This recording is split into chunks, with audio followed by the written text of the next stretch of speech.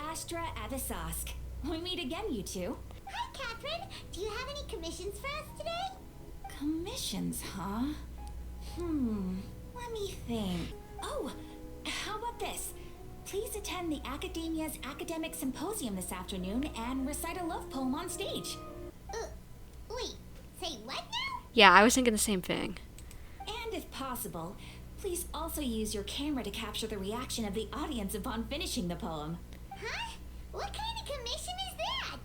The audience would definitely have a reaction since it's Sumeru, land of the boring people. I see. It appears that you're not interested in this commission. In that case, please go to Port Armos and convince the Eremites there to spend some time volunteering at the local orphanage. What? What are these quests that you're giving me, Catherine? Hey, that's not any better. Like, isn't that asking for a beating? As well as mercenaries and orphanages don't really go together. I'm sure the mercenaries will have some interesting reactions as well. Hyman's gotta ask.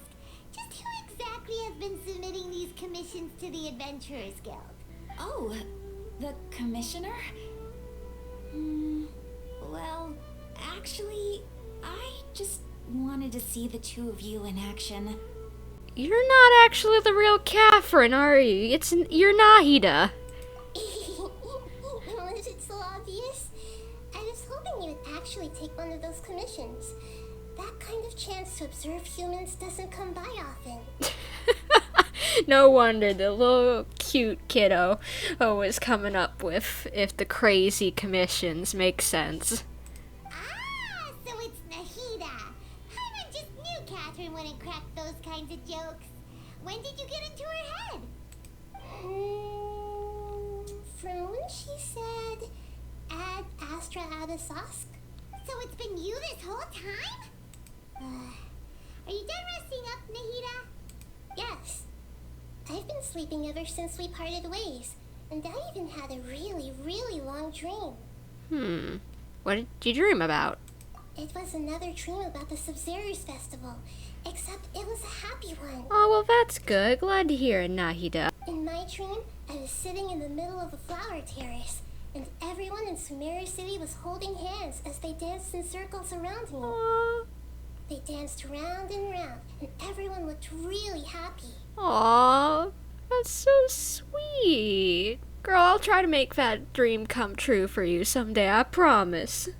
I also got to sit on a gigantic flower carriage. Ferris, the Knight of Flowers, raised me really, really high above the ground, and I was throwing an endless amount of Yalda candies at the children. You know, Nahida, maybe your dream is how the Sub-Zero's festival really should be. It's meant to be a joyous time where everyone gets together to celebrate your birthday. Yeah, I want to see that happen. Huh? Wasn't I describing a really happy dream? Why are you both looking at me like that?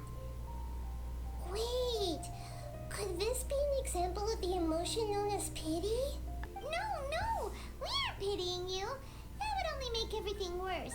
We just don't want you to feel too sad. By the way, have you had a chance to visit Dunyarzad? How's she doing? The Homianis haven't allowed any visitors after the festival, so we haven't been able to check on her. Yes, I paid her a visit right after I woke up. She was resting at the time. Her condition is stabilized. However, since Elazar is a manifestation of the withering on the human body, we can only cure it by finding a way to take care of Irminsol's own withering. But for the moment, our top focus should still be figuring out what the sages are up to and what they're planning. Right. Who knows what'll happen if they manage to pull off another scheme like the Samsara of the Sub-Zero's festival. So our first priority should be investigating and putting a stop to the sages' activities. As for how we should pull that off, let's discuss it somewhere else. There are too many adventurers around here. Good idea. Oh, good point. Sorry, adventurers. We're gonna be borrowing Catherine for a little while. Let's continue our chat here. Okay, so do you have any ideas on how we can investigate the sages, Nahida? Actually, I've already done a little bit of work on that. But for now, I want to hear your thoughts. we could grab someone close to the sages and question them? We're in the dark as of now. Since we still don't know anything about their goals, any rash move could tip them off and lead to terrible consequences. After all, every person in Sumeru City is one of their hostages. I didn't really think about that with the Akasha system. Oh my gosh. So, maybe possess a student and infiltrate the sage's quarters? No way, that's too risky. You mean it'd be too easy to get caught? No, it's not that. We shouldn't involve innocent students in this. A single mistake could completely ruin their lives. Doing that would be ignoring the safety of my people for my own selfish goals. How is that any different from what the sages are doing? Good point. That's a good point. Spoken like the god of Sumeru. Alright, then final option. Possess a key figure of the academia? I've already tried that. But all the key members of the academia, even the core 30 guards, intentionally avoid wearing their Akasha terminals. Of course they do. It seems that from the very beginning, they've been guarding against info leaks from the Akasha. Of course, it could also be because they're wary of me. Have you already caught the sage's attention? I'm guessing not yet, but distrusting me would make perfect sense if they've ever paid attention to the urban legends about me. In any case, I probably can't take over their minds directly. Alright, well I can't think of anything else, Nahida. Please suggest something. Are we really out of ideas? Nahida, you're super smart, so you already have something in mind, right? Don't keep us in suspense. Spill the beans already. According to a popular theory from the Bahumana Darshan of the academia, rejecting impractical motions at the beginning of a planning session will give more weight to the actual proposal. Okay, but aren't you the god of wisdom? You don't have to use that kind of gimmick to make us take your ideas seriously. Well, I've been thinking that if I can't directly possess the leaders, and if I can't get ordinary people involved, then I should find someone who's already involved, but hasn't decided to side with the sages. You're saying we should recruit a spy? That does sound like it could work. Oh, before coming back, we met someone named Alhaithem. He seems like he acts alone, and he likes doing stuff behind the academia's back. They probably aren't in cahoots. Actually, I already have someone in mind. Do you still remember that female scholar named Sataria? Sataria. Paimon remembers now. Isn't she the one who's always trailing behind the Grand Sage of the Academia? We ran into her basically every time the Subzerus Festival repeated itself. You could even say we're old enemies by now. Yeah. Paimon still remembers the smug and mean way she always spoke to Nilu. I'm gonna smack that lady if we see her again. I've always liked observing all kinds of people, and Sataria has always stood out from the crowd. She was born in the desert and was hailed as their greatest genius. Her academic gifts allowed her special admission into the academia, and also gave her the opportunity to serve as the sage's assistant. Oh, Paimon didn't know she was from the desert. She must be pretty special then. Paimon feels like most of the desert dwellers around the city are working as mercenaries. Yeah, I was thinking the same thing. The name Sataria means star. When she lived in the desert, she shone like the brightest star in the night sky. Later on, she was chosen by the sun. The star was given a place in the daytime sky to complement the sun's dazzling light. Soon after, the star witnessed the sun scorching the earth, which brought forth many disasters. The star began to waver. Instead of staying beside such a sun, wouldn't it be better to return and light up part of the night sky? But in the end, she couldn't give up the radiance of daytime. To cope with her shame, the star buried her guilt and closed her eyes. This isn't a metaphor, I'm guessing? From the sound of it, Sataria's just hung up on the research opportunities here. But she doesn't really support the academia. She still feels guilty about not doing more for the desert, right? She's just running away from her problems. Indeed. When they are presented with complex moral issues, many people will simply plug their ears and go with the flow until the problem can't be fixed anymore. She's suppressing a lot of guilt, but before she realized it, she had already become the sage's accomplice. She can't deny her part in their schemes anymore. Well, sounds exactly like the person we need. Right. We must somehow make her face her problems again. That way, not only can we get useful intel from her, but she can also use it as an opportunity to redeem herself. From my past observations, Cytaria will take a day off from the academia every 10 days to do some shopping in the city. Tomorrow afternoon just happens to be a shopping day for her. That'll be our chance. To prepare, let's go check out some of her favorite spots and have a quick chat with a few of the vendors there. Alright. This should be Cytaria's favorite fortune-telling spot. So should we ask the fortune teller about Cytaria? No, I already have enough information on Cytaria.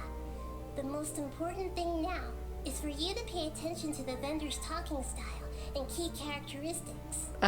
Okay, why? My poor lost lambs, have you become troubled over your fates? The divine voice of wisdom often echoes between mine ears. If thou be blessed today by the gods, I may be able to show you the way. Huh? Really? Nahida, you've been whispering things to her? Shh. My friend here has some doubts regarding her future. Can we get a fortune reading for her? Of course, of course. In that case... Cats? Is there something wrong? Uh-huh. It would seem that Harut and Marut are quite wary of you. Perhaps, at some time in the past, you have somehow offended the gods. Only mocking the god of Animo, questioning the lord of Geo's financial savviness, and brawling with the god of Electro. Do those count? Oh, nothing. Go on, pick an aspect for her to divine. Alright. Divine my prospects in love, sure, why not? Let's see if I got a boyfriend in the future.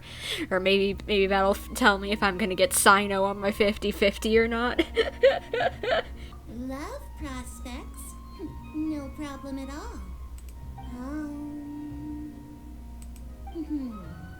The gods have spoken. The truth shall be revealed. One who is fated to cross your path will appear on... Huh? So many people will fall for you. How could that be? What? Excuse me, how? Why am I just the cat's meow or something, apparently? Marut, did you two spoil my divination? I've never read a fortune so absurd. Actually, Paimon thinks this is probably the most accurate fortune telling you've ever done. Well, a lot of people do at least like me. Maybe not love me, but like me at least. I admit that the orientation of today's celestial matrix is suboptimal. As such, there will be no charge. Is that so? Well, that can't be helped.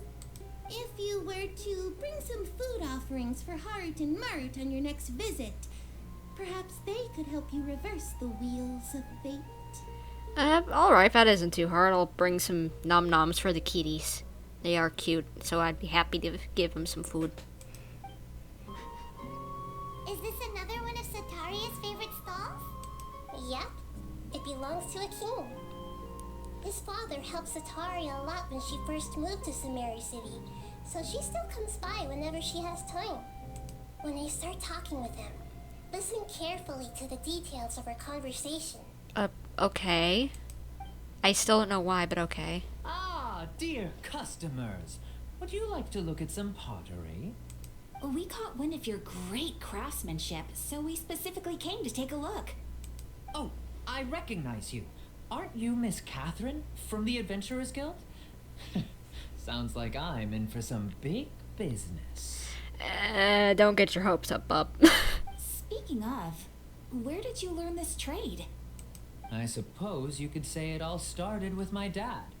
He's a mason by trade, but I picked up an interest in clay while apprenticing for him. After that, I began making pottery by myself in secret, and I simply changed trades when my works turned out well. Although it's a pity that I'm no longer making much use of the knowledge provided to me by the Akasha. That's nice. You're making a living doing something you love. So is your father still working as a mason? Oh no, not anymore. A few years back, he fell from a roof and broke his leg. Ow! Since he had already saved enough mora over all these years, he's just enjoying the retired life in Port Ormos nowadays. I see. We wish him peace and happiness in his retirement. I'll have someone in charge of logistics at the guild come by another day for some goods. No problem. Rest easy, all our goods are sure to meet your every need. This should be our final stop. Sataria is always thinking of this restaurant when she's working at the academia, so she always comes by whenever she's out in the city. Nahida, you've really thought of everything. It's my duty to protect Sumeru's citizens, after all. Hi there. I feel like I've seen you down by the docks before. Huh? Sorry, I don't quite remember. If I recall, you were having a discussion with someone about shipbuilding at the time. Ah, that's right. I've always been really interested in feats of marine engineering.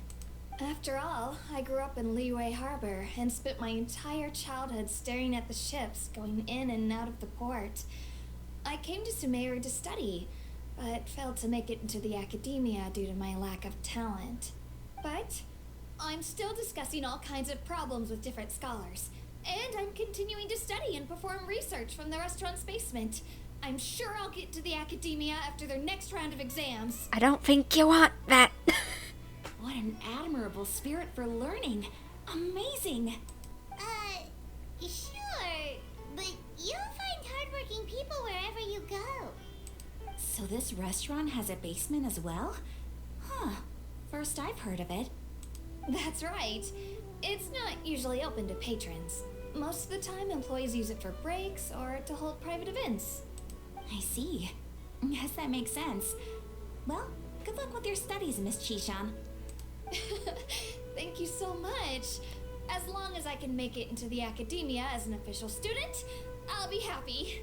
Again, I don't think you want that, Missy. I'd rethink your thoughts for a little while, unless maybe we fix things. So, was that everybody? 3 familiar faces should be enough for Sataria. What's the point of all the information we've collected? Nahida, you still haven't told us how you're planning to make Sataria face her problem. Yeah, I still don't see it. What are we gonna do? Sataria is already used to avoiding her problems, so we must find a way to break through her usual sensibilities. I remember that you mentioned that the Eremites in Port Ormos are all making a fuss about the upcoming resurrection of the Scarlet King. Yeah. Although it's all just a boatload of nonsense, the fate of her homeland may turn out to be Sataria's soft spot. Oh, Paimon gets it now! You want to take advantage of the guilt Sataria feels about her homeland. Although she knows she should return home to help the people of the desert, all she's done is conspire with the sages. If King Dresh was to criticize Sataria's actions. So, how do we set that up? Well, the Scarlet King is long gone, and Sataria is also too smart to fall for any simple tricks. If we simply engaged her under the guise of the Scarlet King's believers, she would definitely be wary of us, and we may not get anywhere. But if we were to borrow some of her close acquaintances to talk with her, her reaction would probably be very different. Oh, so you're gonna possess those people as well. So, you mean you're going to possess those people we just talked to? Yep. Possess them through the Akasha. Imply that they've already converted to the faith of the Scarlet King, and then convey our made-up will of the Scarlet King. As long as everything goes smoothly, we'll get through to Sataria for sure. She'll never guess that we had anything to do with it. Ah, so that's how you're going to use all the info we collected on these people. It's so that you won't slip up and break form. Possessing them will only work if you can manage to pass off as them. Exactly. So, best of luck with impersonating them. Huh? Best of luck? But we don't know how to possess anyone. Yeah, what are you talking about? That's no problem at all. I'll just share all their senses with you once I've possessed them. As long as you're also wearing an Akasha terminal, the effect will basically be as if you've possessed them yourself. What? I have to do all the work here? Really? I thought it was just gonna be you, and I was just gonna be walking around with them and telling you, hey, don't mess us up whenever you mess up. I have to do it? Really?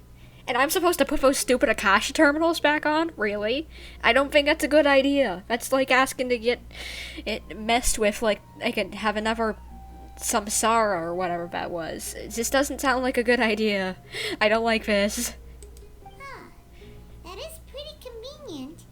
But why does she have to do this? Can't you do it yourself? Thank you, Paimon. Although I've been observing humans for a while, I've never been good at imitating them. You're not wrong. It's always been painfully obvious whenever you try to pass as Catherine. True. Alright, I'll try my best. If it was at all possible, I would have preferred to leave these people alone. But seeing how things are now, I probably should just accept it and push on. Yeah, don't beat yourself up over it. We're only doing this to help everyone, and we'll only be borrowing them for a little while anyway. Alright, then let's give it a go tomorrow afternoon.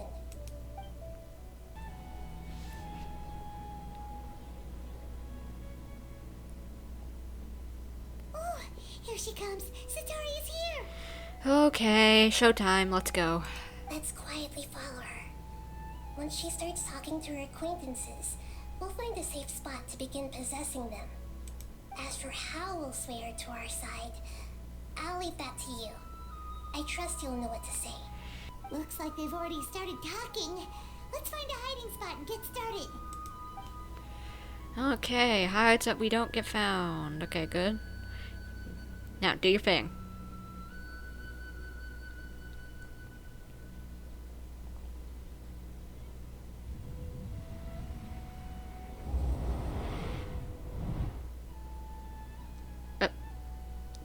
You okay? I'm sorry, That's girlie. right. You really can't force anything when it comes to love. And besides, everyone around me has a very different background and outlook. Are you still listening to me, Dehya? Oh, of course I'm listening. You were talking about troubles with your love life, right? I heard everything you said. Okay then. You just seemed a little distracted for a moment there. Strange. Your cats seem pretty worked up. Is something wrong? I always thought they were quiet, happy kitties. Oh, what are their names again? Oh, crud. I think it was Harut and Marut. Ah, that's right. They are just little darlings, aren't they? Harut and Marut. So, which fortune do you want me to read for you today? You must have come for another echo of the divine voice of wisdom. I'd like to get another reading on my love prospects, but to be perfectly honest with you, I feel like I've been a real mess recently. A mess? Well, could you do a reading on how long it'll take me to finish my current project at work? I really just want to get it over with. I hear you. No problem at all. The gods will reveal the truth. Okay, we're doing good so far. I think it was, the gods have, which was it? Why? I think it was the first one. The gods are asking, Sataria, why haven't you gone home? Why haven't I gone home? Do the gods really know everything I've been thinking about? Sataria, why don't you just go home? It's a demand now instead of a question. The gods seem to be truly upset. I'm sorry. I know I failed the gods. please pass on my most sincere apologies and ask for their divine forgiveness. And if I may ask, Nabia, is there a specific god who's speaking to you right now?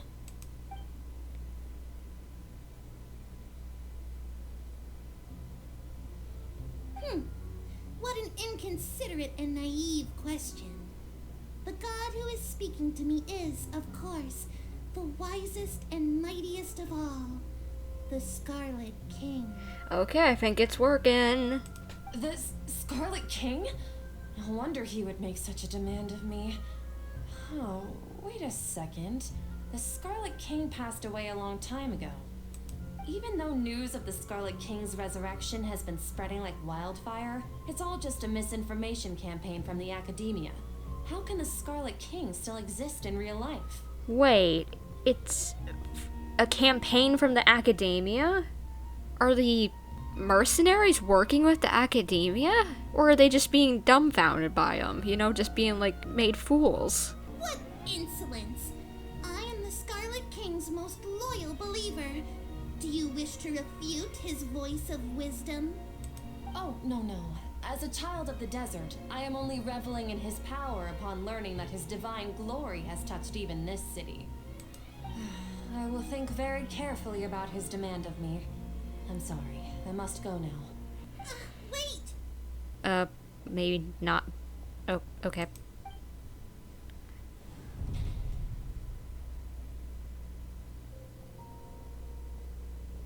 Well, at least we weren't there for them to spy on us. She just ran off in a hurry. She looked pretty upset, too. Well done. Sataria didn't seem to suspect anything amiss. And when she looked where you two were hiding, that could have been bad. To have something she's been trying desperately to avoid show up out of nowhere and berate her, that must have shaken her to the core. Aw, Nahida, it seems like you understand human emotions really well after all. All I know are some abstract Harabatop theories. In any case, my time with you has shown a lot of them to be utterly useless. I'm still trying to make sense of everything. Anyway, enough of that. Let's hurry and catch up to Sataria.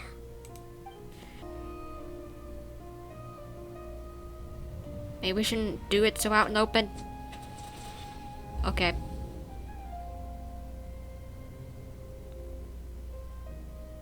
It's okay. I just got caught up in something.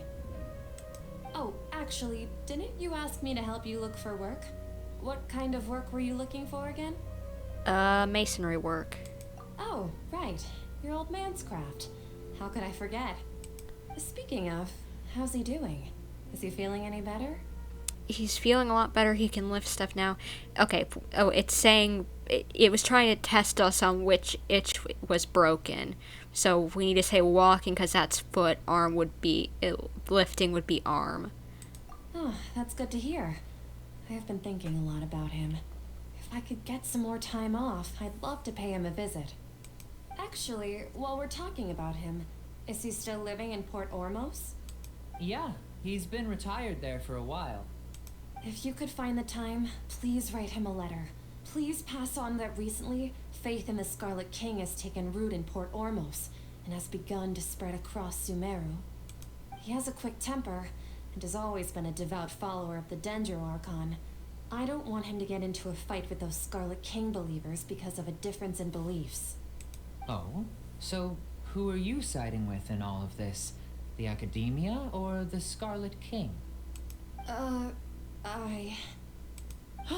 I'm so jealous of you.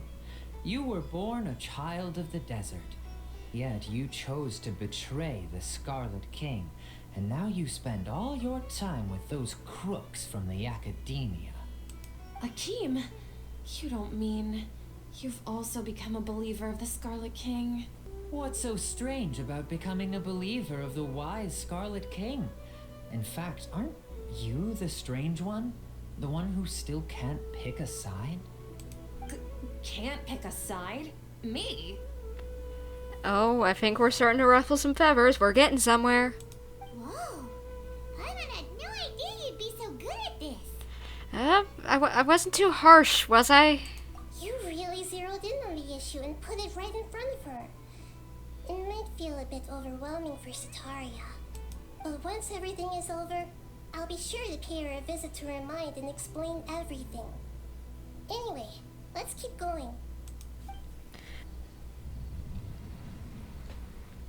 Mind meld time. So, Shishan, have you noticed anything weird in the city lately? Like, as if someone was trying to preach to you about something? No, I've been spending all my time studying in the basement. Oh, right. Speaking of strange things, I celebrated the Sub-Zerus festival so many times that I lost count. That was really weird. Wait, how could you be aware of that? That should be impossible. Nothing in the report indicated anything like that. What? Excuse me, should you even really be admitting to this? Are you still failing to realize that the Academia's lowly tricks could never deceive all of Sumeru's citizens?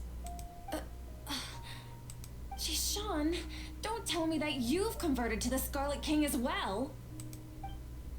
What an absurd question.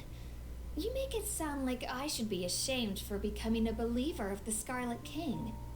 In reality, shouldn't you be the one who is ashamed? You, who worked side by side with the Academia and treated people as nothing more than experimental subjects. Okay, this is, I think this is gonna go well. I think we can finally get to her. Please stop! Kind of feel bad for her, but... Even now, Sataria's still trying to run from her problems. Did I push her too hard? She can no longer justify everything to herself. Hey, she's trying to talk to the guards. What should we do? This is the most important part of all. Quick, get ready. With what? Mercenary, you're a member of the Corps of 30, correct? Please help me pass a message to the Matra right away. The situation in the city is getting out of control. Please, try to remain calm, miss. Tell me what's happening in the city. Heretics are infiltrating the city, and they've already converted many residents to their side. Oh, I'm supposed to impersonate a guard? Heretics?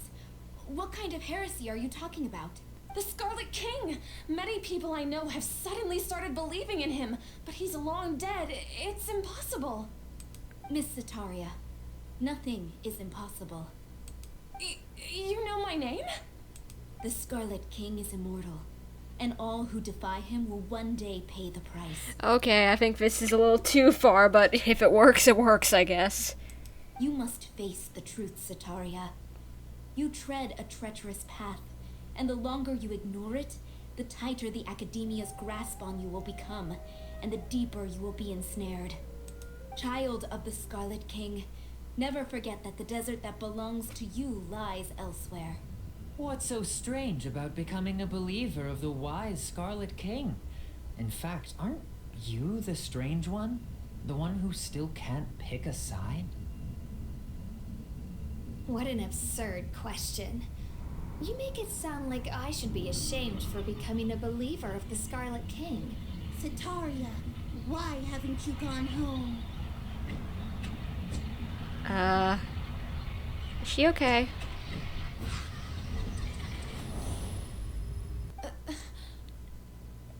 Is she okay? Because she was kind of hallucinating there. It seems that no matter where I run, I only keep finding more believers of the Scarlet King. I have to say, this is a familiar feeling. I've also been running from my guilt this whole time. Guilt over my part in the Sage's plans, and from ignoring the letters from the children of my homeland.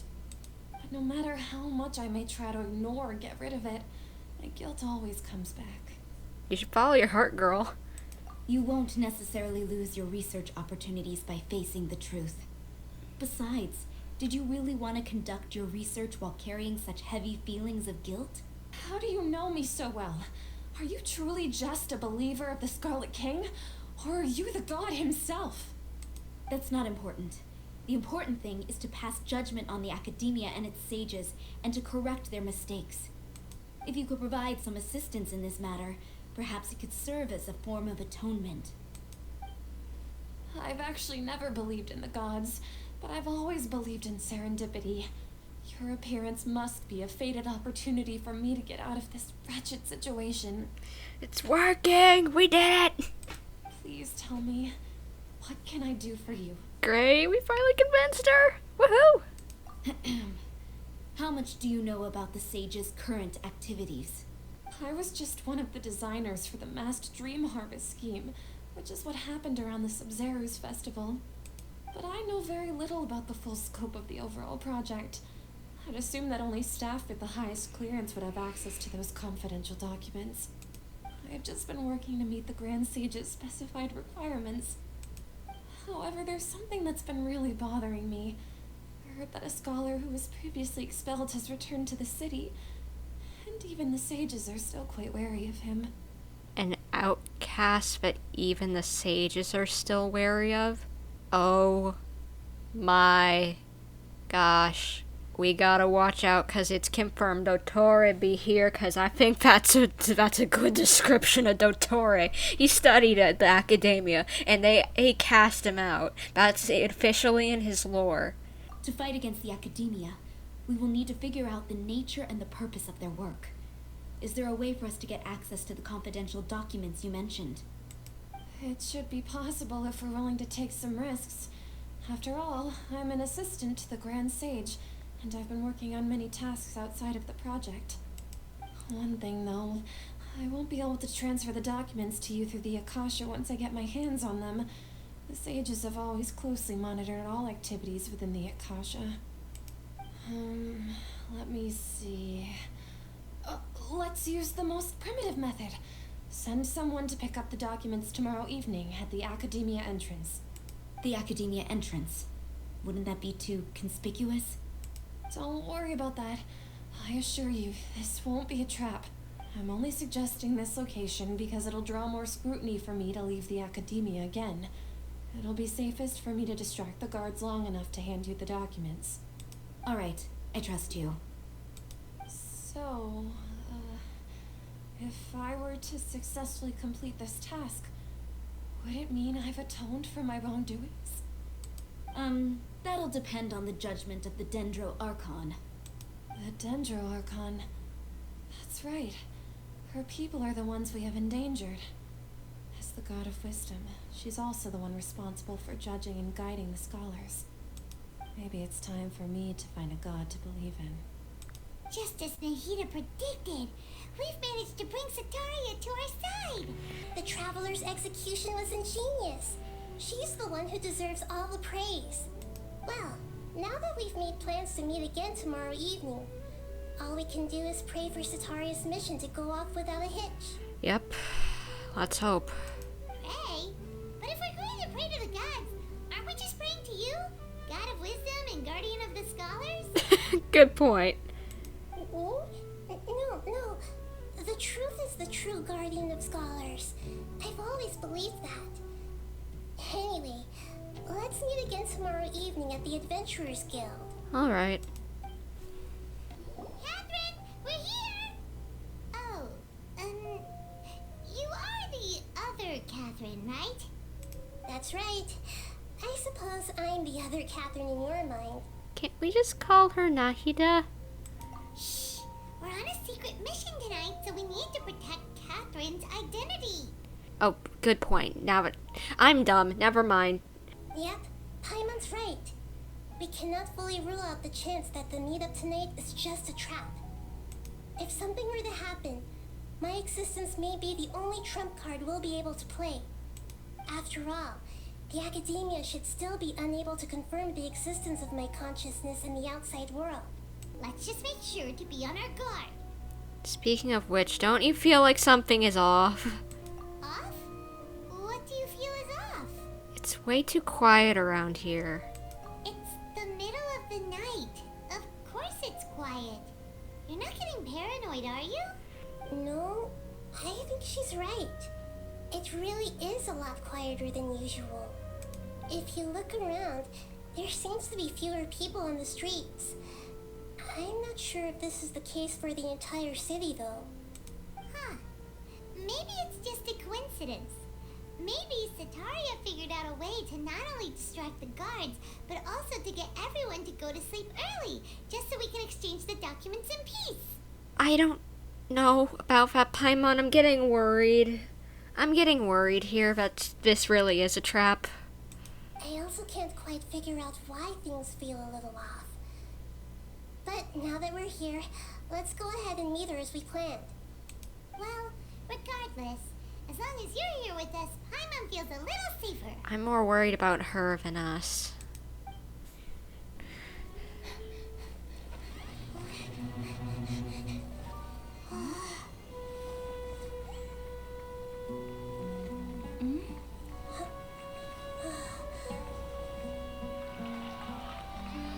What are all these people doing here at this hour of the night?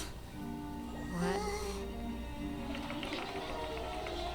This is the triumphant hero returns at last. you. And to a rather spectacular welcome, even if I do say so myself. You're the outcast, expelled from the academia. Indeed I am. Although these days they tend to call me the Doctor. He got some drip.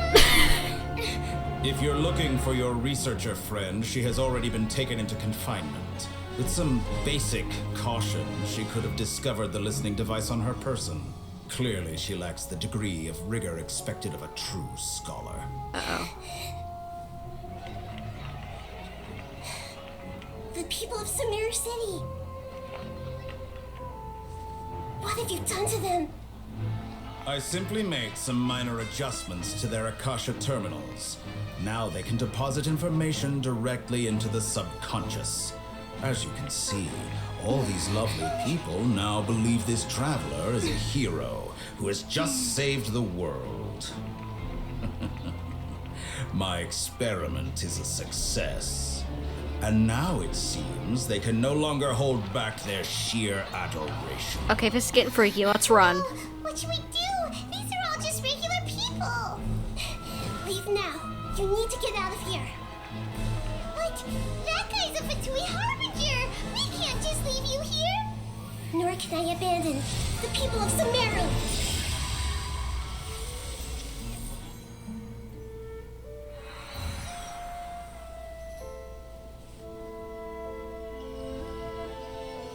Okay. At least it's Don't working. worry. We'll meet again outside of the city. Well, I guess let's run. I see. You appear to have overridden their mental faculties with your own consciousness. To possess such a powerful mind, you must be the god of wisdom. Dottore, don't you dare lay a finger on her. I like you, but as a character, but I hate you as a person. So don't think I won't slap you. This should be far enough. Paimon needs to catch her breath first. Well, at least we made it, but where is Nahida? We need to go back and save her. Is Nahida going to be okay? We only made it out because of her. She can jump between mines, so hopefully she'll be fine, but at the same time, I'm not sure, because Dottore is whack. Paimon wasn't counting on running into a new Harbinger here, let alone such a high-ranking one. That guy was number 2. So scary. Wait, Dottore is number 2, and where did you get that information from? He didn't outright say that, at least as from what I remember. He called himself the Doctor. Remember, Tighnari told us about him. Sataria did say that someone who once got expelled from the academia came back recently, and that even the sages are wary of him. Yep, sounds like she must have been talking about the Doctor. We underestimated the scale of this problem. Yeah, now that the Doctor's in the picture, we're no longer just dealing with the academia. They're in cahoots with the Fatui. Not surprising.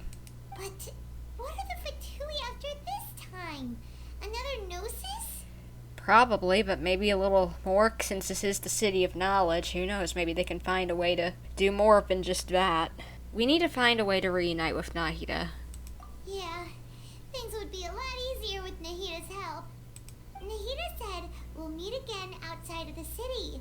But we can't just keep waiting around, right? Let's go find someone else who might be involved. You mean... Let's go find Tighnari. Oh, right!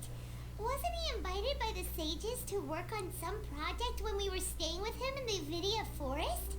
That has to be the same project. Even though he turned it down at the time, he might still know something. There's no time to lose. Let's go to Gandharvaville. Tighnari, we need help. Hold it right there. A blonde-haired traveler and a floating fairy. We've got you, all right. Take a look around. You've fallen right into our trap. Are you mercenaries from the Corps of 30? Did you come here to arrest us?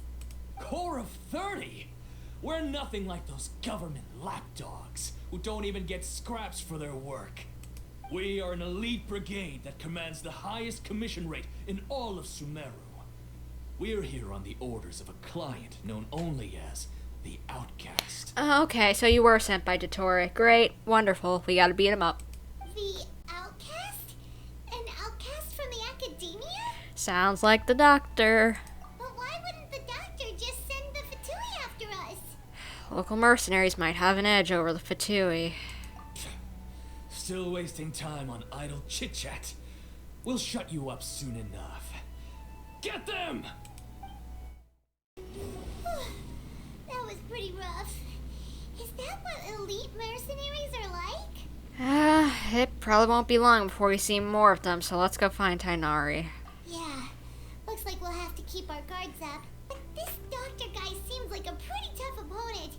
He knew exactly where to set up an ambush. Did he predict that we would try to find Tighnari? Or maybe they just tracked us from the city. One of the two. Going up against smart people is tough. Anyway, let's keep going. Oh, it's the Traveler and Paimon. What are you two doing back here? Maybe I shouldn't tell you? 'Cause you might have PTSD from it? Collei, it's nice to see you again. Are you doing alright? To be honest, I'm not doing too well. My Elazar has been progressing at a faster rate lately. I'm finding it harder to complete more intricate tasks. As a result, Master Tighnari is taking me off the patrol schedule. He will only allow me to stay here and coordinate other people's tasks. Aw, I feel bad for her. She wants to go out and explore, but she can't. Oh, Collei. It seems that curing Irminsul is our only chance. Speaking of Tighnari, did he go off on patrol? We're here to talk to him. Oh, Master Tighnari? You just left the Avidya forest a little while ago. He was headed to Pardis Di. He left? But isn't Tighnari always saying that he never wants to leave the Avidya forest? He even turned down the sage's invitation. I thought it was weird too.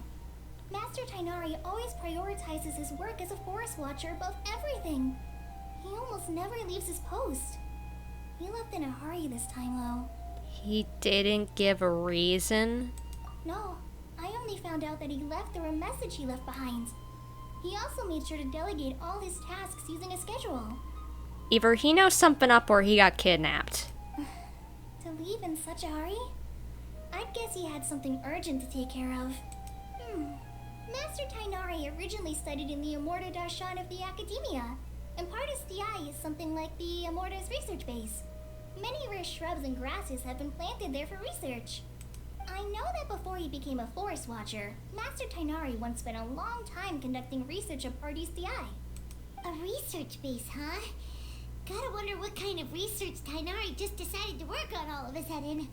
Or maybe he's being blackmailed to protect Collei. Oh no, please don't tell me it's that. Oh, we don't have a lot of time, so let's go look for him at Pardis Di. Let's go. And please take care of yourself, Collei. Don't worry. I'm fine. I'm used to living with Elazar by now. If you run into Master Tighnari, please send him my regards. Got it. Will do. See you later, Collei. Wait, look who it is. Catherine.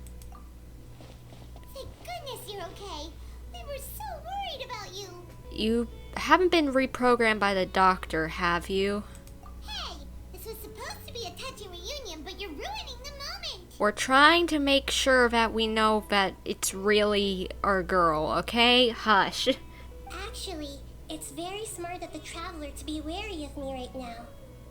After all, the doctor has shown that his technology can apparently even control human minds. Plus, it's not like you could have known what happened after we split up and I was facing the doctor by myself. Even a pool of stagnant water after a torrential storm can occasionally pass as a patch of sky. Paimon feels like only the real Nahida could come up with such an obscure analogy. I agree. Huh? But I wasn't trying to win your trust or anything. All I wanted was to clarify my point. Well, we understand that point now. Please, Nahida, tell us more about what happened. Are those poor people all right? When you left, I was still in the middle of restoring everyone's minds. Thankfully, when the doctor mentioned depositing information into the subconscious, he didn't mean engraving information into their minds. Instead, he did something closer to creating hallucinations. That was still within my power to fix. Well, that's good. Luckily, I managed to finish my restorations and mind jump away from him just as he was about to capture me. Whew. What a relief. The doctor sure pulled out some hidden cards, but good thing we had Nahida with us. I wouldn't be relieved just yet. I gave away my true identity when I restored everyone's minds, which means we've lost another one of our trump cards. Also, the doctor is already an expert at modifying Akasha terminals. Maybe it's only a matter of time until he captures my consciousness inside the Akasha. Would that mean you'd no longer be able to jump between minds? Then how do we stop him? He's still at the academia, so it's possible he already started messing with the Akasha. Yeah, our position will only get worse with time, so we need to hurry. Ugh, it feels like he's toying with us. What a nasty piece of work. Plus, the doctor's combat ability alone is apparently enough to make him worthy of being number 2 of the Fatui. We shouldn't give up hope just yet. Let's try to find another way to attack this problem. Actually, Nahida, how did you know we were trying to get to Party's Dehya? Have you been waiting for us? Yes, I have. I can see the traveler's elemental energy, so I deduced your destination by looking at the direction you were moving in. You didn't come here for sightseeing, right? Did you find any leads? We're looking for a scholar we know. His name is Tighnari, and the sages once tried to reach out to him. Why don't you come inside with us and see what we can find? Okay, let's just hope we won't get him into trouble. Traveler? It is you! Ah, the voice! It's Hypatia! Long time no see. What a pleasant surprise! It's so nice to see the two of you again. Who's this? She's a scholar we met in the Avidia Forest. When we last saw each other, she was still training in the, what's it called? Satyavada life? That's right, we're old friends. You've come at just the right time. Ever since I've come here, hardly anyone has even talked to me. Hypatia, you're way too excited about this. Actually, for you to leave the Avidia Forest means... you're not in training anymore? Wait, no. Did you already finish your training and reach Pariporna life? What do you think? I'm gonna say yes. My consciousness has already managed to make contact with the divine. You did it? Congratulations! I'm really happy for you. But our friend over there didn't seem happy. It's so exhilarating to share this sublime joy with others at long last. When my consciousness made contact with the gods. What a supreme and unparalleled experience that was. You okay? Hey, you're gonna pass out or something. That sounds incredible! We're in a little hurry, so maybe we can chat about this next time. Do you know where Tighnari is? 'Cause we're here to find him. Oh, all right. Actually, please wait. I haven't forgotten my promise to you. Remember? I promised to help you understand what you saw from Irminsul once I gained deeper insights. My current self has not only gained true insight, but I can even help you establish a direct connection to the consciousness of the divine. You can do that? Do you believe her, Nahida? I've never heard of anything like that, but if you want to give it a try, I'll do my best to protect your consciousness during the process. Hold on. I brought some spirit borneo with me. This is still a crucial part of the ceremony. We're using that incense again? Yeah, that's not a good idea, I don't think. We don't need to pass out right now. All right now. Hold my hand. I'll help you establish a pathway to connect your consciousness. I don't like this. Okay. Ready?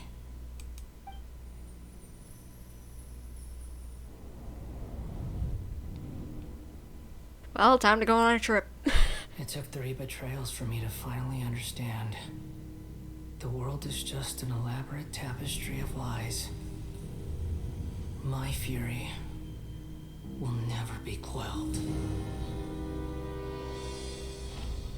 The first to betray me was a god. My creator. My mother. Valuing Scaramouche? strength above all. She saw no worth in me and I was discarded. The second was a human. My family. My friend. Oh gosh. Consumed by fear, he saw me as an abomination. The third was one exactly like me. A hope for the future. A fledgling barely out of the nest. Powerless before his mortality, he broke his promise to me. Humans, they can't be trusted. And the gods fill me with pure loathing. So I said good riddance. I denounced the world and laugh in its face. My chest will never again be defiled by worldly filth. I will scrub away every last trace of human emotion. Then it will be empty, a blank slate, and ready to receive a supreme gnosis, brimming with pure divinity.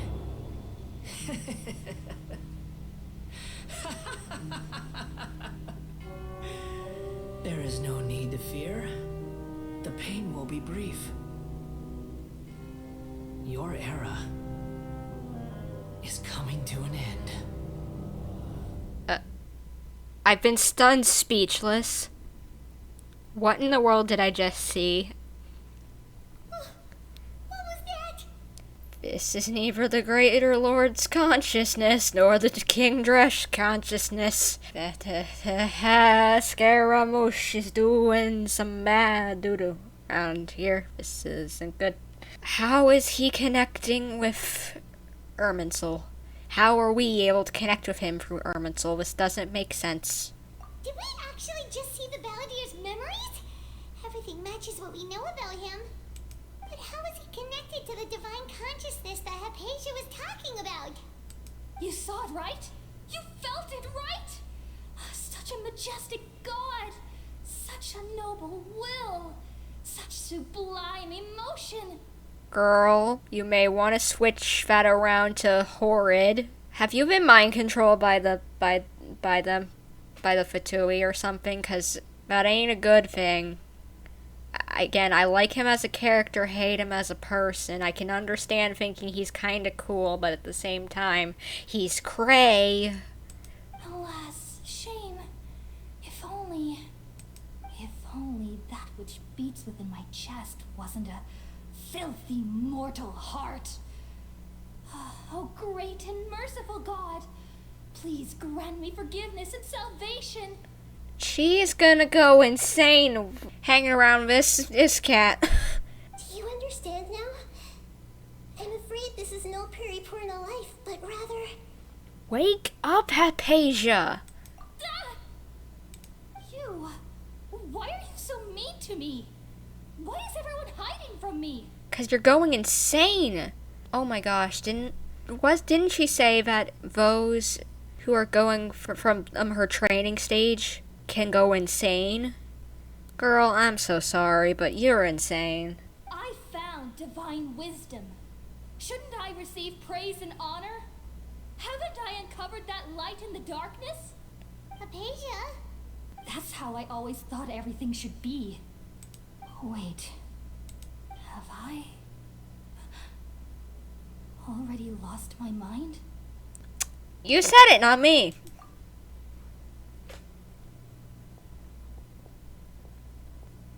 Wait, something isn't right. What? What's going on?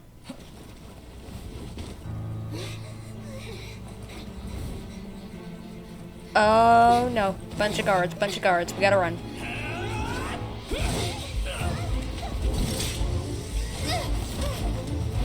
Okay, let's use all of our powers to protect Nahida.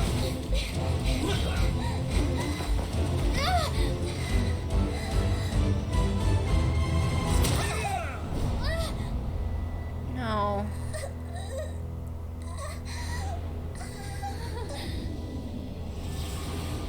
Wait. Did she jump to our mind? Where are we?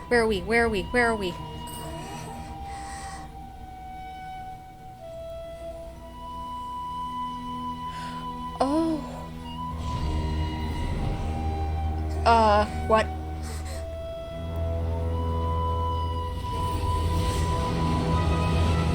What's going on?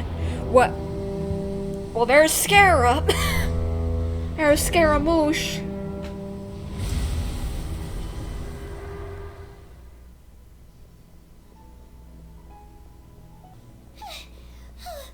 Okay, we finally lost him. What has been happening? Are you okay, Nahida? Wait, no. Something feels different. You're back! Okay, so Nahida did take over my body. Oh, the Traveler's back? What just happened? Nahida was controlling your body for a while. It seemed like she jumped over to you as an emergency measure right before the Catherine puppet was destroyed. After that, Tighnari heard the commotion and came over. He helped us defeat the mercenaries and then he ran with us all the way here. This time she didn't just transfer her mind into my body. Our minds swapped places. What? You swapped places? You mean your consciousness also went into Nahida's body? Correct. Wait, then where is Nahida's consciousness? Where is she now? I'd imagine back in her own body. I never imagined that an individual's consciousness could be transferred around like this. Had I not seen it with my own eyes, I would have never believed it. I don't think this can be achieved with current human technology. Also, while we were running, the consciousness in your body told me to pass on a message. She said, "The doctor has found a way to trap my consciousness, so I can't journey with you anymore." Oh, come on! But even in a moonless night, a shower of starlight can still drown out illusions and lies. Oh no! Nahida's trapped in the sanctuary of Surathana for good this time. Was that message all she left for us? It's pretty vague. It's in a code, but only we know. Oh, that makes sense. Since the doctor captured her, she won't be able to say anything without him knowing. She's being extra careful. Even in a moonless night, a shower of starlight can still drown out illusions and lies. Huh. Paimon knows the moon illusions and lies are from that alchemical divination at the Sub-Zero's festival. Didn't Nahida use a starlight analogy before? It had something to do with Sataria. Okay, so the moon refers to Nahida herself, starlight refers to the people of the desert, and illusions and lies refer to the Academia's plans. Oh, that makes a lot of sense. Huh. Do you think Nahida was telling us to go find help in the desert? Possibly. But she isn't with us anymore. Think we'll be okay? I don't know, but we'll try. Paimon, you said Sanctuary of Surathana, correct? Does this mean that this Nahida you're talking about, the consciousness who was occupying the traveler's body, is the Dendro Archon? Your guess is correct, but the situation's a bit complicated, so it's really hard for us to explain right now. That's all right. A scholar's curiosity doesn't need to be appeased right away. As for the complicated nature of the situation, safe to say I have witnessed that for myself. I've spent some time with you, and it looks like the Dendro Archon's also on your side. So, I trust you. Thank you. That's good to know that you trust me and you're still helpful to us. Thank you, Tighnari. Oh, actually, we came here to ask you a question. What do you know about the project that the sages have been working on? That. While I was indeed invited to join that project, the sages were always secretive about its scope and goals, so I eventually declined. All I know is that the project has something to do with the restoration of Irminsul. I just received some new intel. Huh? Did you see something when you were in Nahida's body? The Academia is trying to turn the Balladeer into a god. Oh, gosh. That is... What? Do you have any evidence? I saw a nascent god under construction, and Hypatia also showed us a so-called divine consciousness. So that's what happened. That explains why Hypatia's symptoms were different from those of the other scholars who went mad. It's because she made contact with the consciousness of a new god who is still in the process of being born. So they're trying to turn Scaramouche into what he was really meant to be. Vessel of a god. Wonderful. This is gonna go crazy, I bet. Tighnari, did you leave the Avidia Forest because of Hypatia? I did. I noticed Hypatia's mental anomalies, but since her symptoms were rather atypical, I secretly took her to Pardis Di and began searching for a way to return her to her normal self. If I didn't take action, Hypatia would have already been taken by the Matra to the desert, doomed to a life of exile at Aru village. Now that you mention it, I knew the Academia has never thought particularly highly of Lesser Lord Kusanali, but I still didn't expect them to do something as arrogant as creating a new god. Looks like I made the right decision by not accepting their invitation. Well, the Fatui may have also fanned the flames of this whole crazy debacle.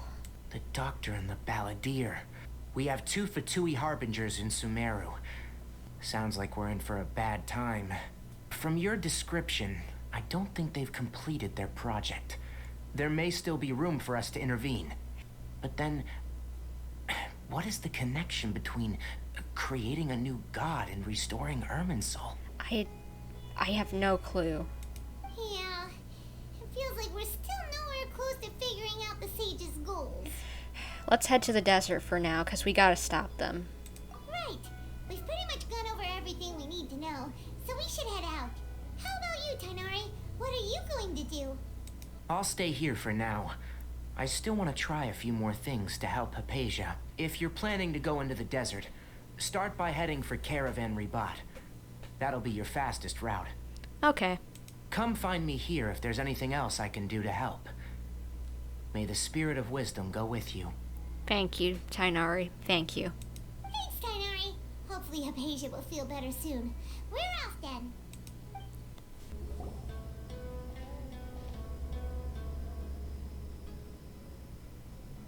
We finally made it to Caravan Ribat. It's pretty lively here. So, just past this wall is the desert, huh? Oh, wow. Paimon remembers hearing people call this the Wall of Samiel. It's made to block sandstorms from the outside. Oh, if it's this tall, it's gotta be the divine work of Greater Lord Rukkhadevata, right? It is pretty impressive. Enough gawking. Come on, follow me. Alhaithem! But I didn't expect to see him yet. Huh? Alhaithem? Over here.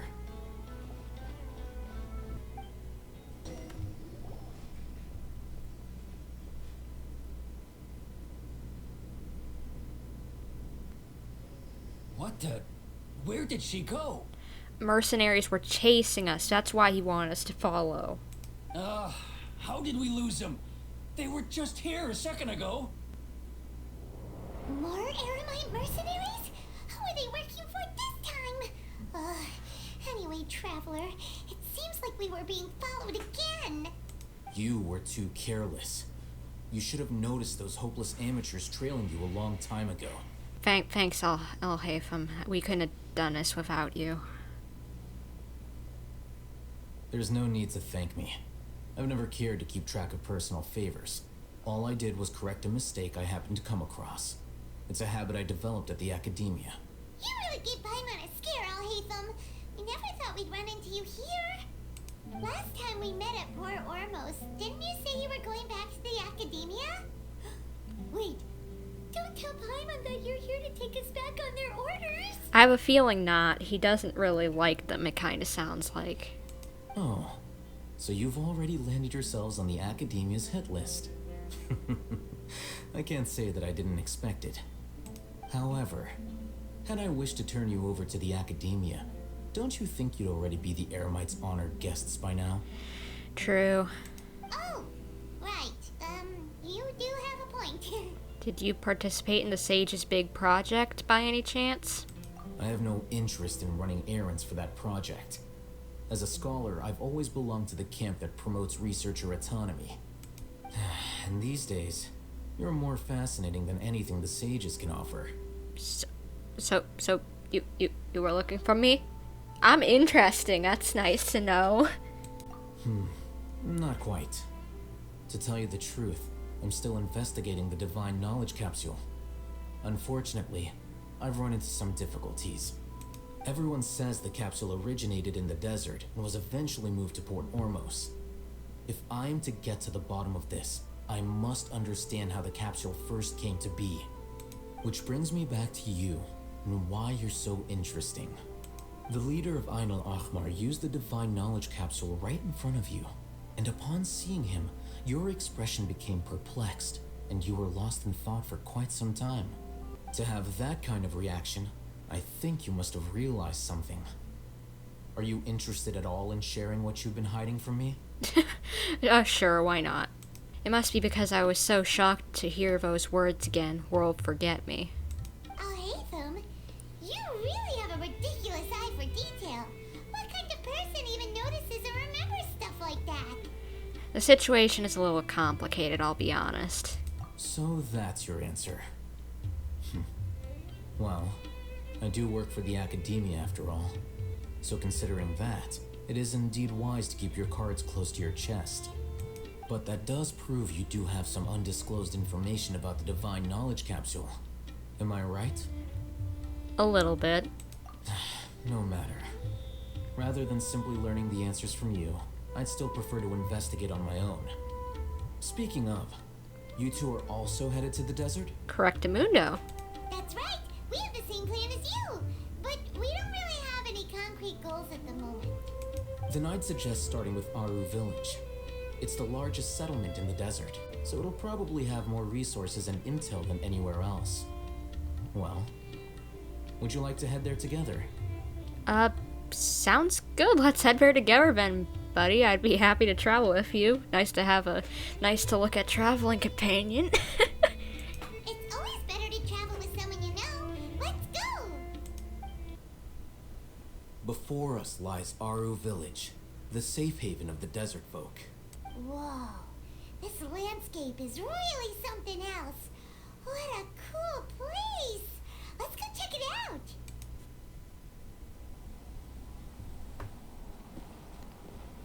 I like this place. It's cool.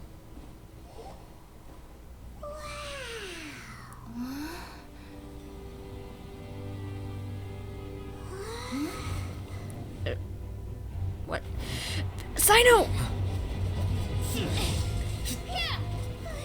Please don't attack me. I'm a good guy.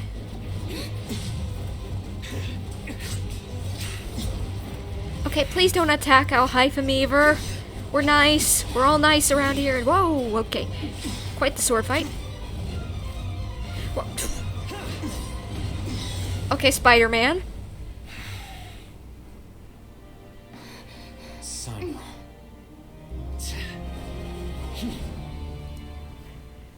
are you blocking our Unless path? my memory fails me, we have barely spoken 2 words to each other before now at the Academia.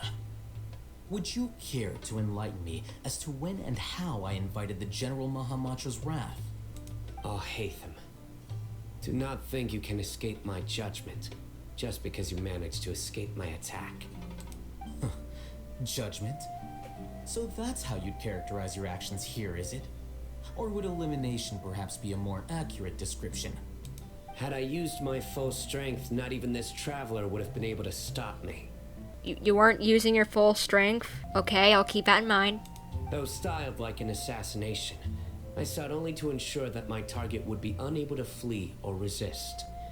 Standard practice for the Matra, as well you know. Seemed to me more like your own personal touch. Who is that, Alhaithem? Did you call him General Mahamatra? Yes. General Mahamatra Cyno, head of all the Matra at the Academia. He's a formidable hunter, and the ultimate nightmare for any who have committed academic crimes. Well, we might be on Met hit list, just so you know. You seem to have placed a lot of trust in Alhaithem, to the point of blocking an attack for him. If I were you, I'd never choose to side with him. I wouldn't believe a single word that comes out of his mouth. I have been pursuing this scribe for a long time. I urge you, stand back and do not seek to defend him any longer. Otherwise, there will be consequences. Has Alhaithem done something wrong? Hyman doesn't think he's as bad as you've made him out to be. I won't waste my breath explaining things. Alhaithem, I saw it during our fight. Take it out. The divine knowledge capsule you're hiding on your person. Unless you want me to retrieve it for myself. Very perceptive of you. Nothing escapes a Matra's senses. Wait, the divine knowledge capsule? Didn't it fall into the Matra's hands in Port Ormos? No wonder you speak with such confidence, Cyno. But I must admit, I'm very curious. What does this capsule mean to you? And why, as General Mahamatra of the Academia, are you all alone in the desert? As far as I'm aware, the other Matra have been speculating about your disappearance. Have you been given a mission that's, let's say, morally dubious? If I was the real target of your mission, what was stopping you from simply using your authority and resources to judge me within the walls of the Academia? Is it a mission from the sages? I should have known you'd be difficult to deal with. You two? Ugh. What should we do, Traveler? Paimon feels like we can't trust either of them. Let's just go on our own. Well, look at you two, acting all tough and self-righteous over there. Well, we know who to trust now. Dehya's here. Wait, Dehya? Great! Finally, someone that we can trust! You gotta help us out here, otherwise these two are gonna start fighting again! Yeah, sure looks that way. Two giants from the Academia duking it out once and for all. Not something you get to see every day, that's for sure. Listen, I know you academic types love to fill up your big brains with self-righteous morality and lord your empty rules and virtues over each other. But how dare you bring your petty disputes into the safe haven of Aru Village? It seems like someone's gonna have to beat some sense into your thick skulls until you finally learn to respect these grounds. Neither of them can afford to be distracted by Dehya. They're still looking for an opportunity to attack each other. Hey, did either of you hear a word I just said? Whoa, what's going on? The wind's so strong! Is this a sandstorm? Paimon's gonna get blown away! Another sandstorm? What's up with these recently? Hey! All of you, over here, quickly! We have to take cover! Someone's calling for us! Oh, this wind is too strong! Let's get over there! Boys, stop your fighting and quarreling, just get in the house. That sounded like Candace. Come on, you two. Jeez, are all of you academia folks such hard work? Move it! All right, stop yelling.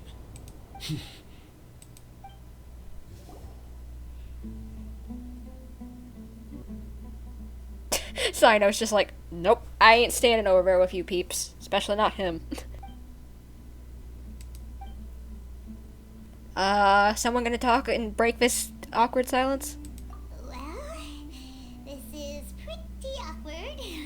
Hey, wanna play sardines with 3 people who wanna tear each other limb from limb? Sure, why not? Sounds fun. The air is so thick and heavy. Paimon can hardly keep floating anymore. My sincere apologies, everyone. This is the home of our village chief. I will have to ask you to make do with this small room until the sandstorm dies down. Please, let me introduce myself. I am Candace, protector of Aru village. Our savior has come at last! Nice to meet you, Candace. The name's Paimon. Thank you so much for helping us. You have my gratitude.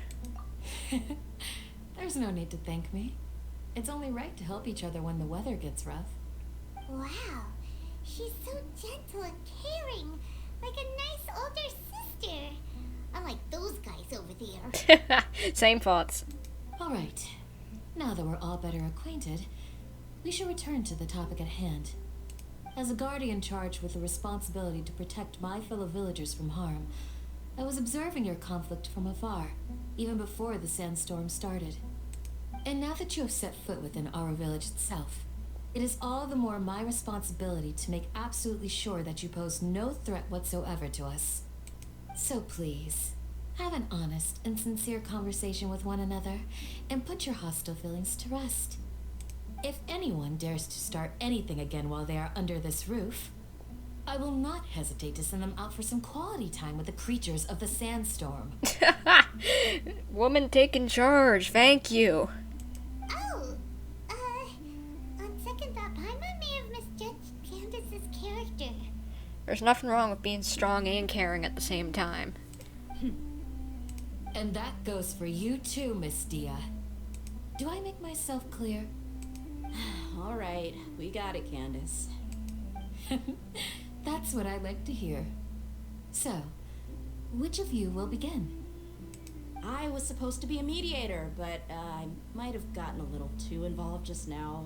Anyway, one of those two should probably start talking. Wait, that was you trying to be a mediator? I have nothing to hide, so there's no shame in explaining myself. While Alhaithem wasn't wrong about the other Matra not knowing my whereabouts, it's not because I've been assigned a morally dubious mission. Rather, I've chosen to exile myself. You've what? A little while ago, I discovered that there was data missing in the Academia's project planning and development files.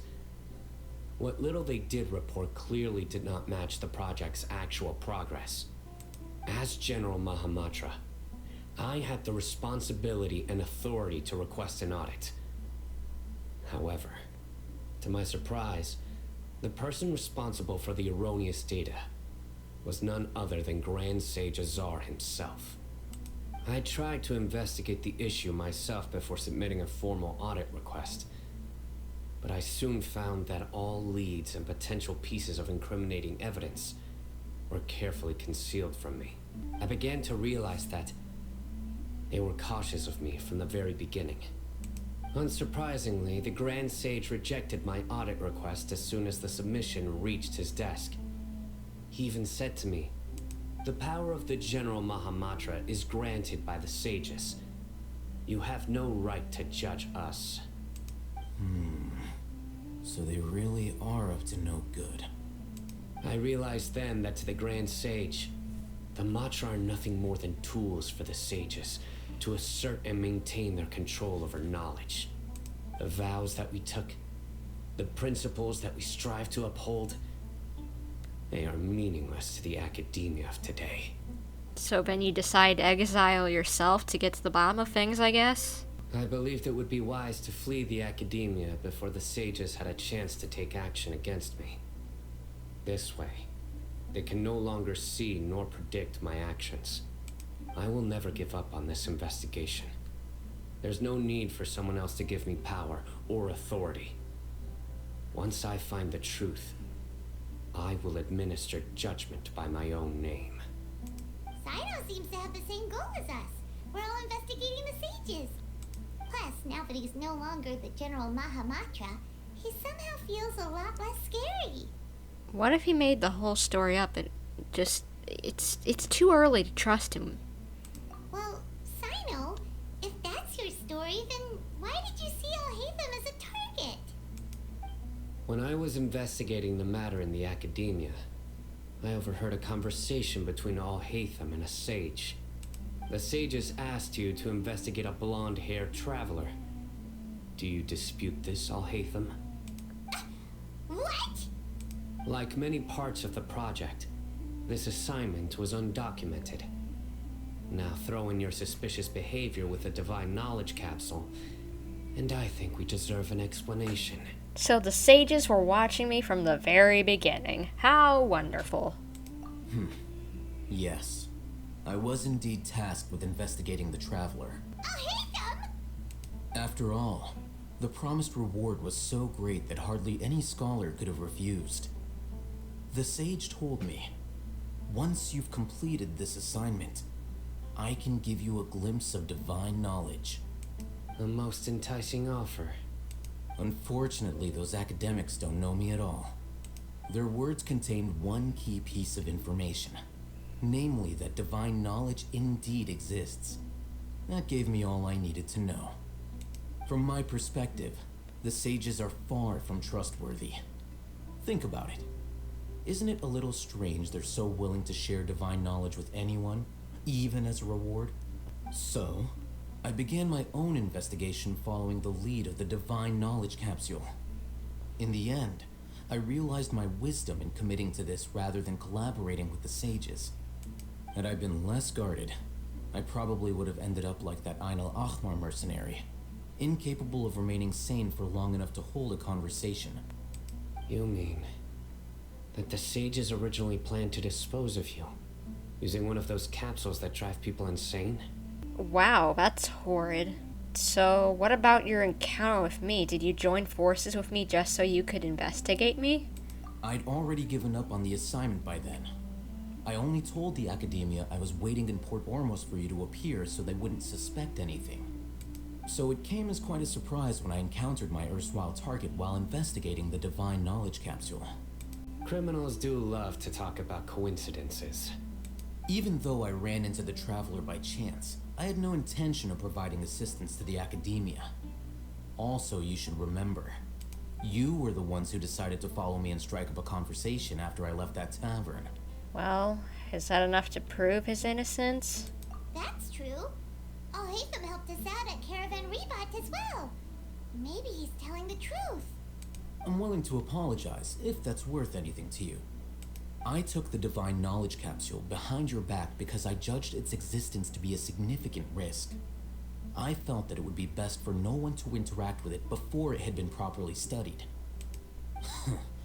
After all, curiosity often proves to be the most dangerous thing in this land. Yeah, in a land of knowledge, it does seem like knowledge is the most dangerous thing of all. You should be well aware, Scribe Alhaithem, that curiosity can also lead you to danger and suspicion.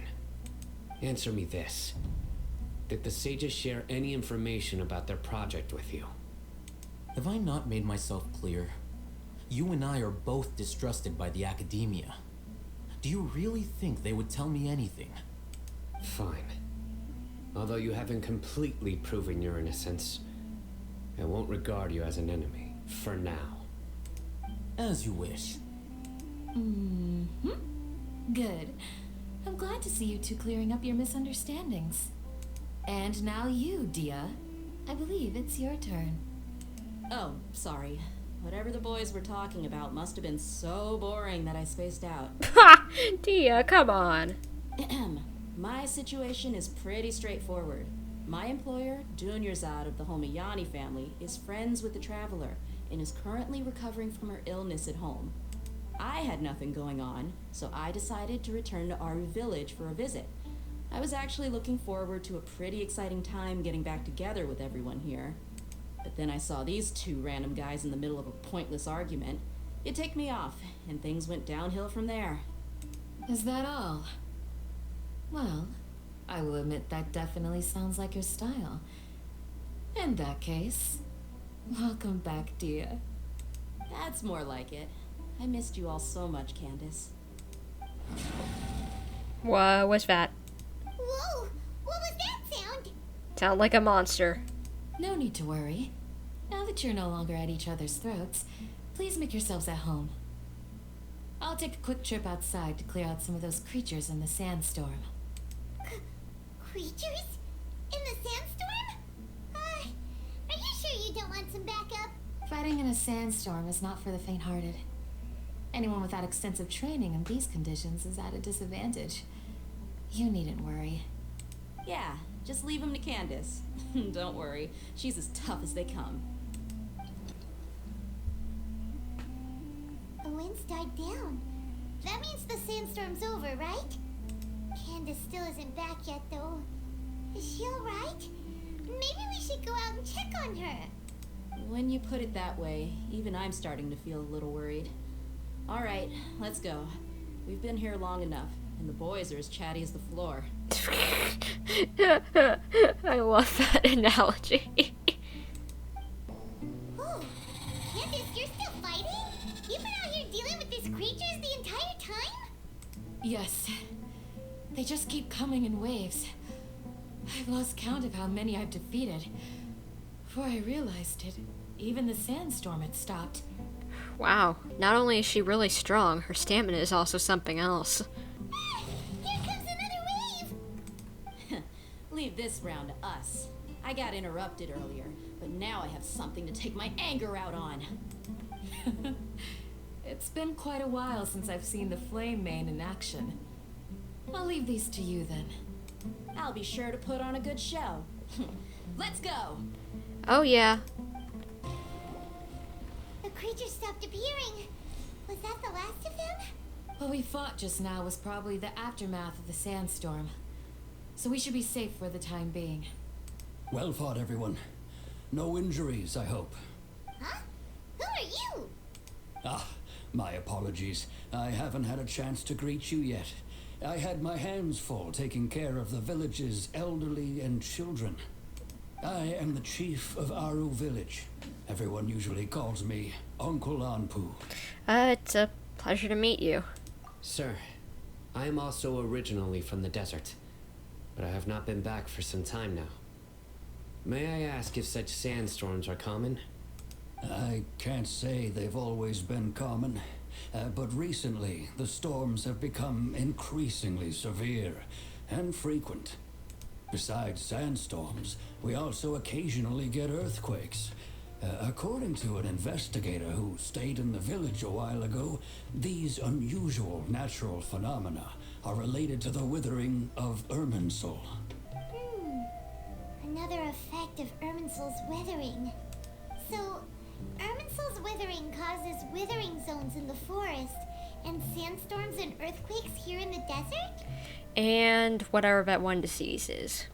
Everything in the natural world is inextricably connected to Irminsul. These regional symptoms can indeed be a reflection of Irminsul's present state.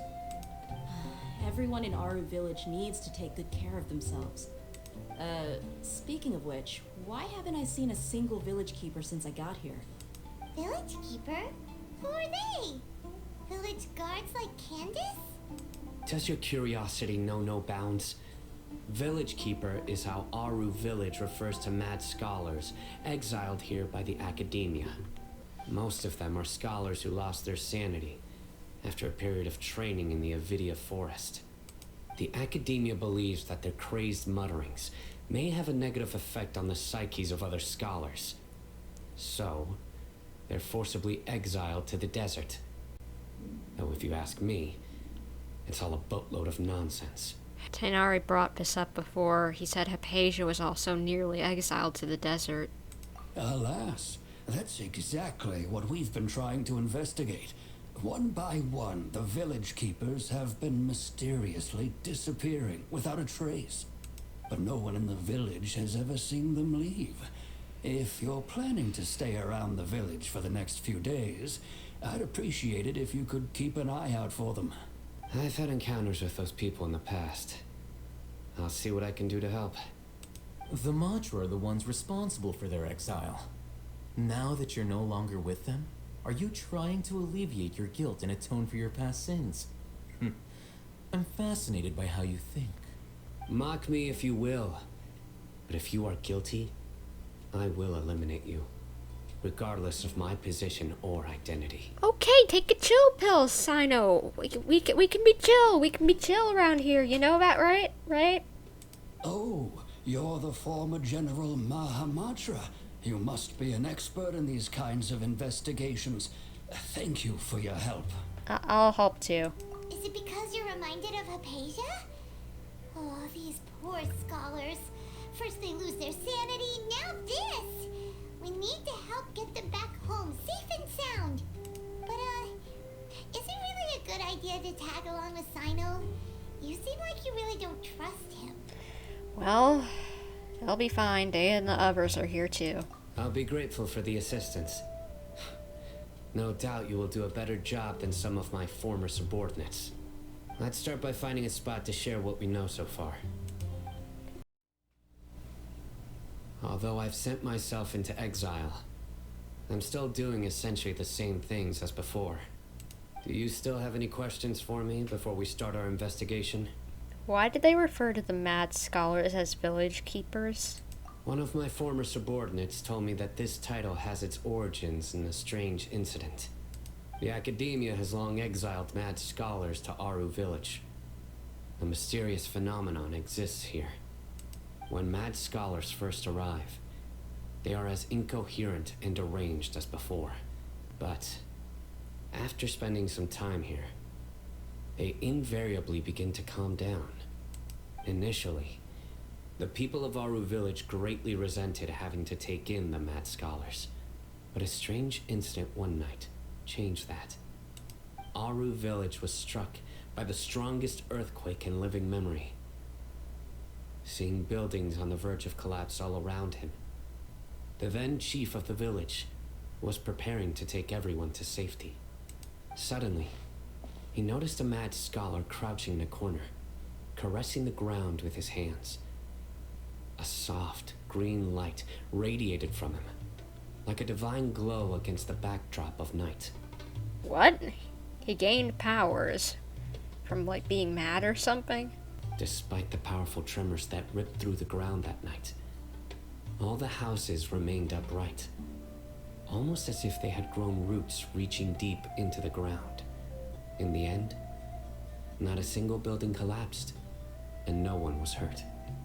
After that, the people of Aru village treated the mad scholars with greater kindness, and began to refer to them as the village keepers. A soft green light? A mad scholar protecting Aru village? What do you make of it, Traveler? It must have been Nahida's power. I would think so too. Actually, Cyno, do you know if any of the mad scholars continued to wear their Akasha terminals at Aru village? In theory, they would continue wearing them so the academia could still monitor their activities. With that said, the main Akasha system would no longer have any interaction with them. Oh, no wonder! Everything makes sense then! Add in the fact that they calmed down, it was probably Nahida who calmed them. If you are able to draw a conclusion from this one story alone, then it appears you possess much more information than I do. Maybe we'll let you be privy to it in the future once we trust you a little bit more, but for now, I ain't sharing anything. So, what do you make of the story? Or I guess I am telling him. Okay, that mad scholar's power most likely came from Lesser Lord Kusanali. Really? Lesser Lord Kusanali. What? You don't believe us? Lesser Lord Kusanali was definitely using the Akasha to give her power to the mad scholars! No, it's not so much that I don't believe you. I'm just struck by your reasoning. Lesser Lord Kusanali, the current Dendro Archon, is she really active in Sumeru? The academia has always placed far greater importance on the late Greater Lord Rukkhadevata. They've more or less ignored Lesser Lord Kusanali, and I've never had any reason to doubt their views. In addition, I've never heard any stories about Lesser Lord Kusanali and her deeds. To me, she might as well have been a god that never existed. No way! Nahida definitely exists! She's a... How should Paimon put it? She's a good Archon who's kind and wise. Even if she says weird stuff sometimes. She saved me once not long ago. I've spent many years interrogating criminals, so I can easily tell when someone is lying. Good! Then you should know that we're telling the truth. That look in your eyes. I've never seen that from a liar. You two really must have met Lesser Lord Kusanali. How can this be? To think, our Archon has been amongst us this entire time. Alright, now it's our turn to put our skills to good use for this investigation. You betcha. But easier said than done, especially since we don't have any leads. Maybe we can start by knocking on some doors. Excuse me, are you here to help me find my grandpa? Huh? Who are you? By the sounds of it, a resident of this village. My name is Isak. You'll help me find my grandpa, right? Is your grandpa a mad scholar? Hey, don't say that. Grandpa is just Grandpa. Why do you have to call him that? It's not like he's a bad person or anything. The person you're referring to is not a local, yet you are. Why do you call him Grandpa? Grandpa is just Grandpa. He's my family. I heard everything you said to the village chief. Please, you gotta take me with you. I wanna find my grandpa. I swear I'll help. I won't be a nuisance. I don't know if that's a good idea. Ah, so you're the one who was eavesdropping on us around the village chief's house. I was planning to go out and take care of whoever it was, but I had a vague feeling that they didn't harbor any ill intent. Well, good thing, because it's a child. Whoa. Alhaithem wasn't kidding about Matra having sharp senses. Cyno, he's just a kid. All he wants is to find his grandpa. Let's find a way to help him. Sorry. I was only listening in because I wanted to know where Grandpa went. Honest. If you don't believe me, you can ask Miss Candace. Come on, Cyno. Please let's help him. All right.